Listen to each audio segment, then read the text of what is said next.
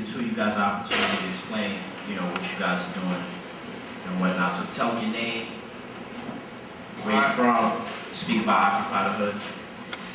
All right, my name is Preach. This is lady from Jamaica, Queens. Occupy the Hood it's really simple, and it's nothing new. It's just a new name on an old model that's been done in many different neighborhoods that was successful. Really, Occupy the Hood is really something. It's really a language that we know that the urban community could understand. Now, Occupy Wall Street, is something that is big. It's a protest that protest things that really affect, the world globally, as far as capitalism, the corporate greed, how it feeds off of poverty, just the way the big banks are structured.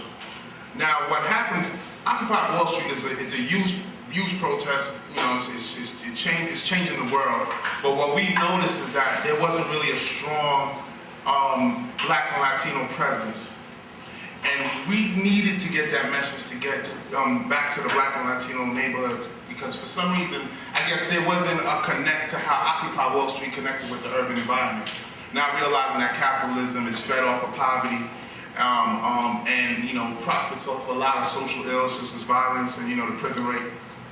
So we wanted to be able to at least bridge the gap in a way where we provided a language that the urban community get behind them and then educate them. Now, what we really want to educate them on is economic independence within the community.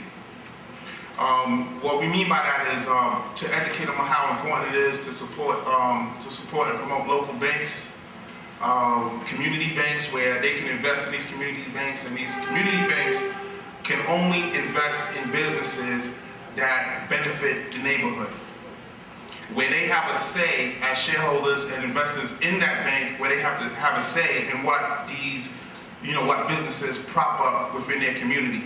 That way they can gain some kind of economic independence and have political leverage over what happens in their neighborhood. Because as it stands now, the money that is made, the money that comes to the neighborhood, it doesn't stay there very long. And you make $1 and it's out of the neighborhood, just like that. The money doesn't get a chance to circulate within the neighborhood. And we feel like it's very important in order for us to build any kind of self-esteem. A lot of these kids, they walk around and have low self-esteem. This is why a lot of the things that's done is due to low self-esteem. They don't really have pride, at least the positive pride that they need in the environment. So what we want to do is reinforce communalism, where everybody can understand the importance of working together, generating economic independence within the neighborhood, so you can have pride within your neighborhood, a positive pride, and where we can just work together. I mean, like I said, it's nothing crazy. It's just that simple. You know what I'm saying? Because I feel if we gain economic independence, it will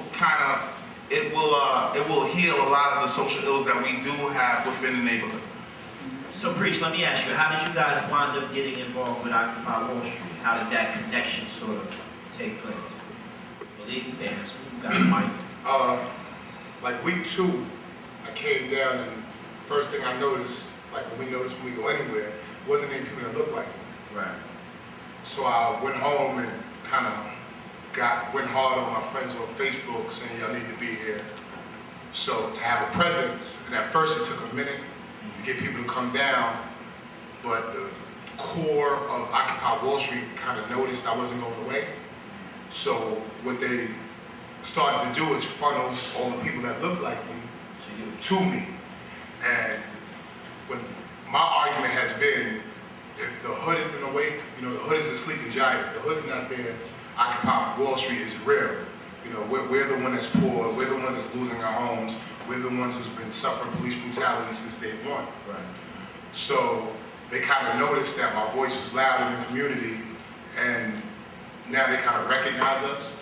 And what we do now is, if I tell them something's going on in Harlem, they'll give us the funding to get it together. For example, we did Take Your Homes Back in Queens last Saturday, and they gave us like $2 grand to get 400 Metro cards to get people out there to protest for the Take Your Homes Back March. Yeah. So, I mean, it's working. It's a real comfortable relationship because they know they can't come into our communities and tell us anything. Right. And it's working out. We just came from Detroit and Pittsburgh, which was an eye-opener. And I think that we should be paying more attention to what's going on in Detroit. And every other home in Detroit is vacant. So what we're trying to do and trying to get Occupy Wall Street to do is put some funding in these communities, because if you own a home in Detroit, the plot next to you can buy for $1. Wow. So we're trying to kind of muscle them a little bit and get them to let them know to realize. I mean, I don't know if you've ever been to Detroit. Detroit is done. Detroit is like a case study in how import-export, how important it means to a city. Because like I read a stat that 25% of Detroit has moved out in the last 10 years. Like a quarter of the city just left in like 10 years. So I don't know. I've never been to Detroit, but I know it looks how it. I mean, looks. it's. I have a lot of family in Detroit. It's 90% black. Right. If you're a black male under 40 years old, you do not have a job. Period. Period. But they're known for struggle. I mean, you have, the original sisters from Snicker there. Yeah. You have a lot of black nationalist movements there, but they're insular. And they're doing things in Detroit that I think that should come up to the top. People see, I mean, you have people for the last 20 years who have been basically living off the barter system in Detroit. And I think that we should bring attention to that in our own communities here. So, I mean, literally, where they're occupying in Detroit, the buildings around it are empty. Wow. Downtown, the only thing that gets any love is the casinos in Detroit. They literally take busloads of poor people and drop them off there, and they pick them up. Wow. So, and Pittsburgh, the same thing. Wow. So let me ask you, how many cities is Occupy the Hood in right now? Currently, we're in 20 cities, and they've galvanized actually stronger than they have here in New York. Boston goes real heavy, real hard. Pittsburgh, Detroit, Miami, Atlanta, London, Milwaukee. So, it's So when all these Occupy the Hood satellite sites sort of network back to you guys, right? Or connected in some way? well, a lot of